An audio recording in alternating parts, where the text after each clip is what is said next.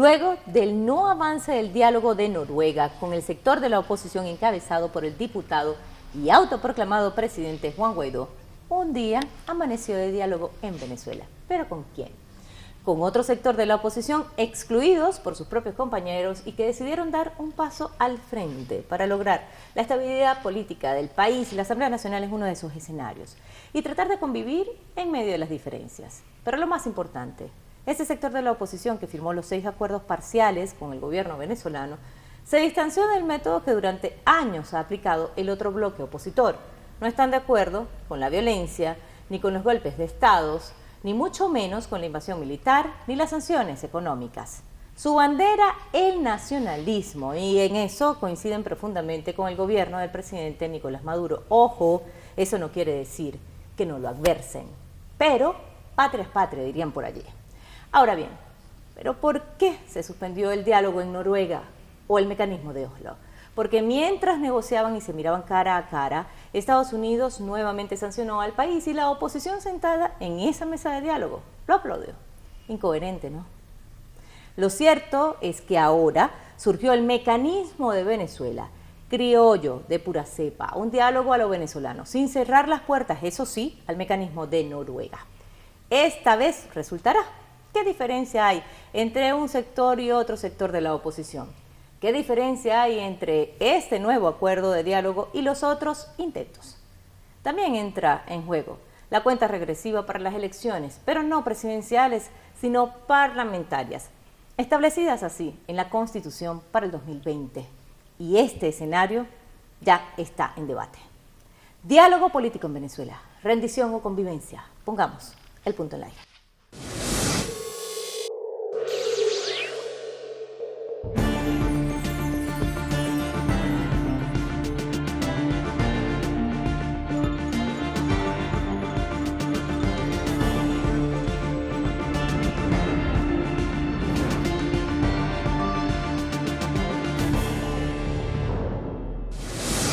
En más de 600 oportunidades, el gobierno liderado por el presidente Nicolás Maduro ha llamado al diálogo con representantes de la oposición venezolana. A esta convocatoria se han sumado plataformas internacionales como la MNOAL, con la representación de 120 naciones, la Alianza Bolivariana para los Pueblos de Nuestra América y del Foro de Sao Paulo, con la participación de 125 movimientos y partidos políticos de izquierda del mundo, así como otras iniciativas integracionistas populares, en su último encuentro realizado en la ciudad de Caracas.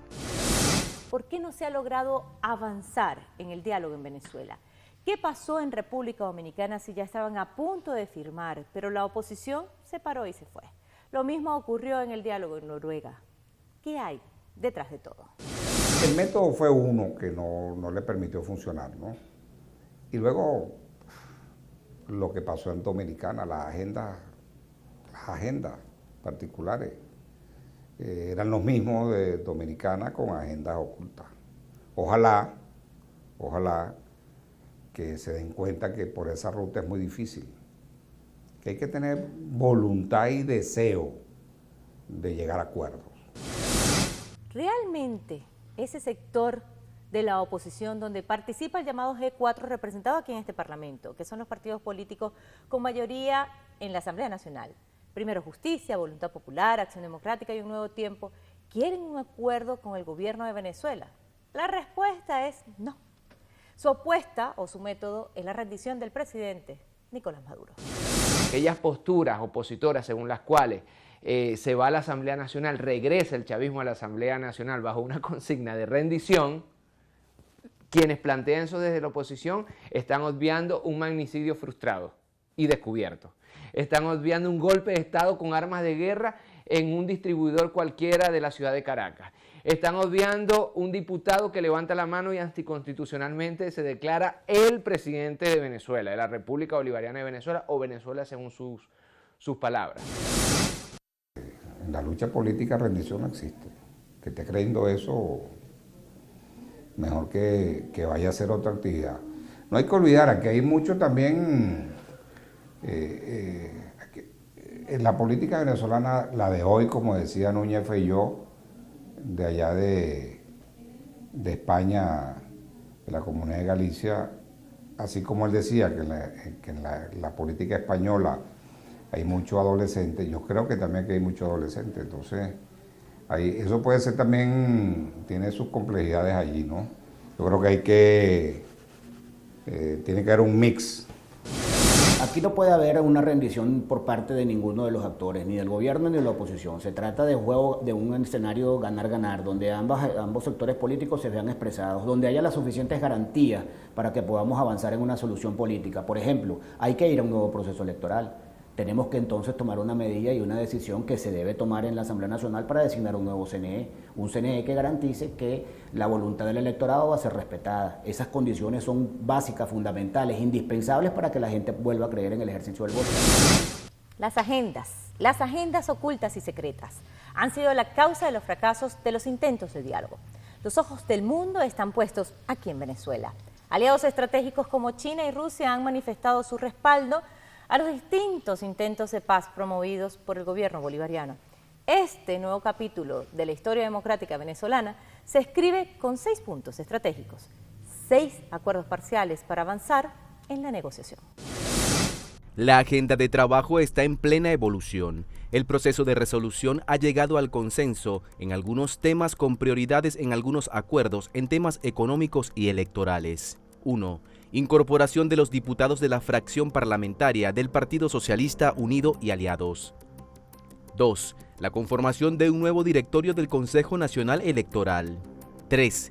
Un sistema de justicia mediante la Comisión de la Verdad para que acuerde medidas de solución de privación de libertad en aquellos casos en los que el ordenamiento jurídico venezolano así lo permita. 4. Defendemos los históricos derechos legítimos de Venezuela sobre la Guyana Esequiba mediante la negociación política, tal como lo contempla el Acuerdo de Ginebra de 1966. 5. Rechazar la aplicación de sanciones económicas contra el país, violatorias del derecho internacional, y exigir el inmediato levantamiento de las mismas. 6. Intercambio de petróleo por alimentos, medicamentos e insumos para servicios básicos en concordancia con los mecanismos técnicos existentes en el sistema de Naciones Unidas. Al día siguiente de la firma del acuerdo, el diálogo dio su primer resultado, la liberación del diputado y primer vicepresidente de la Asamblea Nacional, Edgar Zambrano, quien fue detenido por estar vinculado presuntamente en el golpe de Estado del 30 de abril. Se instalaron 8 mesas técnicas de diálogo para abordar los puntos en lo económico, político, electoral y social. Se reincorporaron los diputados chavistas aquí, en este hemiciclo de la Asamblea Nacional. Y ese es otro resultado del diálogo. Un gesto por la paz y la convivencia en medio de las diferencias. Eso significó la liberación del diputado Edgar Zambrano, primer vicepresidente de la Asamblea Nacional, quien fue detenido tras participar en el fallido golpe de Estado del 30 de abril. Ese día llegó al distribuidor Altamira, donde se sublevaron militares, y estaba Leopoldo López, quien se fugó de su casa por cárcel. Estas son las primeras imágenes del gesto como resultado del acuerdo del diálogo. Así se mueve el ajedrez político. El gobierno de Venezuela hizo su jugada con el sector de la oposición venezolana, que está en desacuerdo con el modelo de violencia y rendición de la revolución que plantea el otro sector, apoyado por Estados Unidos y liderado por el autoproclamado presidente Juan Guaidó. Bueno, eso, todo lo que sea por la paz es bienvenido. Todo lo que sea por el beneficio de que no vaya a haber una guerra civil, ni vaya a haber un enfrentamiento entre los mismos hermanos. Es bueno. Entonces, como lo dijeron también, si no se ponen de acuerdo entre ellos, ¿cómo van a llegar a ponerse de acuerdo con el gobierno? Que en verdad es lo que quiere, que solucionen este caso. Que está sufriendo es Venezuela, los venezolanos estamos sufriendo. Para el gobierno de Venezuela, todas las cartas están sobre la mesa, pero todas las cartas del diálogo. El sábado, domingo y lunes estuvieron en Venezuela una delegación del gobierno de Noruega. Se entrevistaron con nuestro jefe de diálogo, Jorge Rodríguez, y tengo entendido que se entrevistaron con los enviados del señor Guaidó. Tuvieron reunión sábado, domingo y lunes con Stalin González y compañía. Vinieron a conversar y yo le ratifiqué al gobierno de Noruega, de nuestra parte, toda nuestra voluntad. Las puertas están abiertas al diálogo nacional. Y cuando el gobierno de Noruega quiera invitarnos a una jornada para retomar los puntos del diálogo que llevamos con ellos, y parte de la oposición estamos listos a asistir donde sea, cuando sea, como sea, listos. Siempre listos para el diálogo, el entendimiento, la negociación y los acuerdos. Pero la oposición venezolana, liderada por el autoproclamado Juan Guaidó, desestima a sus compañeros y subestima la iniciativa. ¿Pero qué opinión tiene? No representa lo que los partidos hicieron un acuerdo o un convenio con el gobierno, pero ahí no está el grueso de la oposición. Mira, todo el mundo sabe cuáles son los partidos más importantes de la oposición venezolana y los que concentran, por cierto, prácticamente la totalidad de la representación parlamentaria. Ahora, si la organización política quiere por su cuenta sentarse a conversar con el gobierno y a tratar sus asuntos, eso es un tema de ellos, eso no compromete más. Ese extremismo opositor que rechaza que esta oposición democrática llegue a acuerdos con el gobierno, se parece a aquel viejo adagio de ni lavan ni prestan la batea. Bueno, ellos creen que yo no llego a acuerdos, no estoy en capacidad de llegar a acuerdos, quizás porque mi estrategia no lo permite, y bueno, y es válido, ellos tienen una estrategia que no les permite llegar a acuerdos, su estrategia es la capitulación del otro, así es imposible llegar a acuerdos, es decir, el ríndete es muy difícil que a partir de allí se puedan llegar a acuerdos, entonces esa oposición dice yo no puedo llegar a acuerdos, entonces más nadie puede llegar a acuerdos, entonces si otros llegan a acuerdos, entonces son colaboracionistas, son traidores. De acuerdo a un informe publicado por la firma independiente radicada en los Estados Unidos, Centro de Investigación Política y Económica, CEPR por sus siglas en inglés, refleja el impacto cruel y asfixiante que han tenido las sanciones y el bloqueo económico entre la población venezolana. El estudio señala que las medidas aplicadas por la administración de Donald Trump en contra de Venezuela causaron la muerte de al menos 40.000 personas en el país suramericano en 2017 y 2018. Adicionalmente, el informe destaca que unas 80.000 personas con VIH no han recibido tratamiento antirretroviral.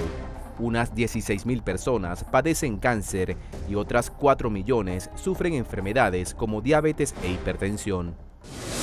No, yo creo que si marchamos juntos en la Asamblea para elegir un nuevo CNE, yo creo que lo podemos elegir. Conformar un nuevo CNE, si las dos partes nos sentamos para seguir trabajando en eso, lo vamos a conformar. Porque la Asamblea Nacional tiene una responsabilidad constitucional. Eso está en la Constitución y además marca los lazos para hacerlo.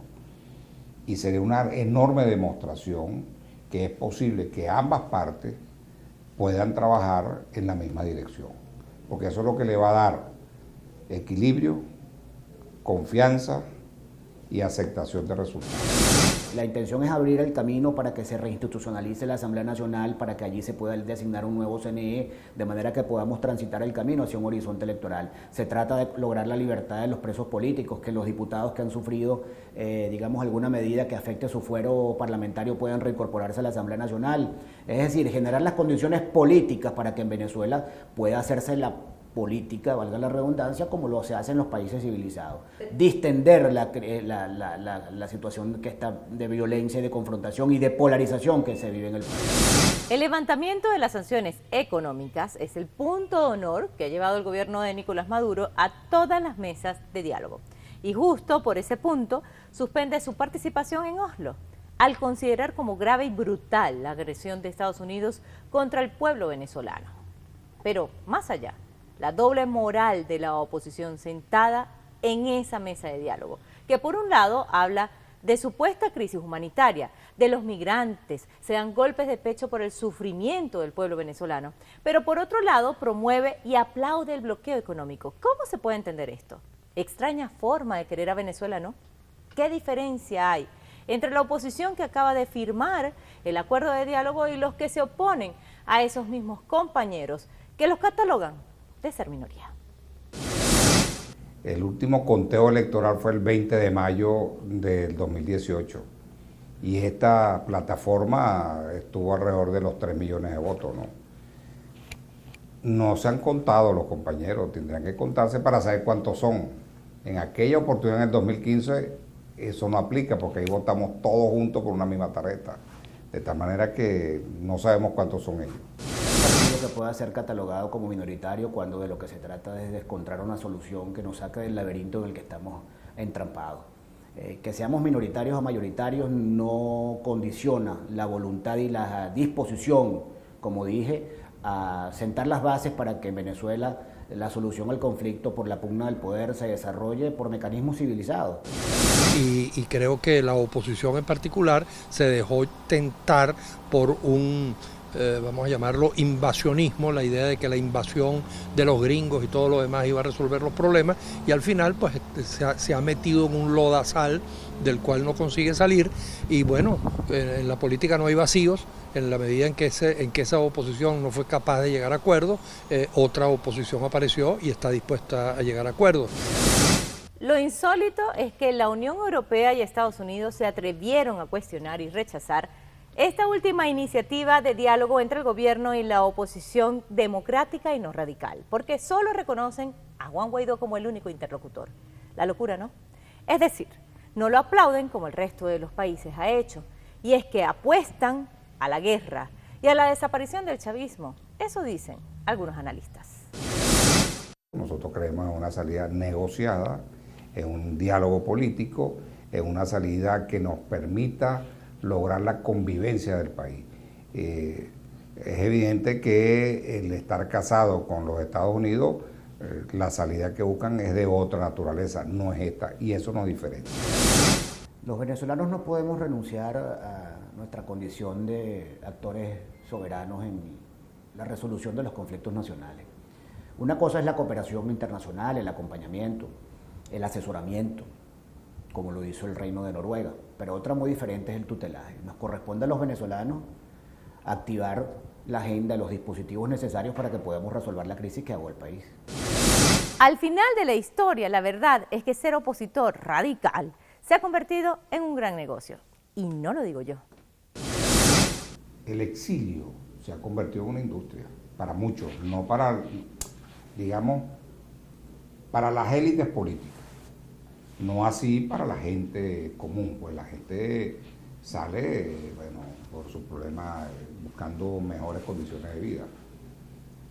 Pero ¿cómo se explica que cantidad de dirigentes que dicen que están perseguidos, se dicen ser perseguidos, están en los mejores hoteles 5 estrellas, van a los mejores restaurantes, viajan en primera clase en los aviones? Tú lo ves hoy que tuitean que están en Río de Janeiro, en Sao Paulo, y son las 6 de la tarde, y al día siguiente tú lo ves que están tuiteando que están en Londres, y al día siguiente lo ves que están tuiteando que están en Nueva York o están en Washington. ¿Sí? ¿Qué es eso?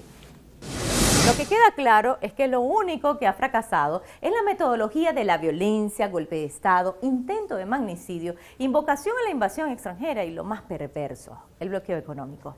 La nueva mesa de diálogo entre un sector de la oposición democrática no radical y el gobierno de Venezuela abre las puertas a la estabilidad política y acaricia como nunca la paz. Además, pone a prueba hacer política de altura entre adversarios, pero en sana convivencia y reconociéndose mutuamente. Esa es la clave, el reconocimiento, y la Asamblea Nacional, puertas adentro, es el escenario. La cuenta regresiva está sobre la mesa. Según la Constitución, deben prepararse las elecciones parlamentarias para el próximo año, 2020. El otro sector de la oposición venezolana, encabezado por los 4 partidos políticos que secuestraron el diálogo, o corren o se encaraman, dicen los analistas políticos. Si siguen oponiéndose a la oposición, quedará más al desnudo que su vocación precisamente no es democrática, sino dictatorial y autoritaria. Diálogo, la única salida. Pusimos el punto en la I.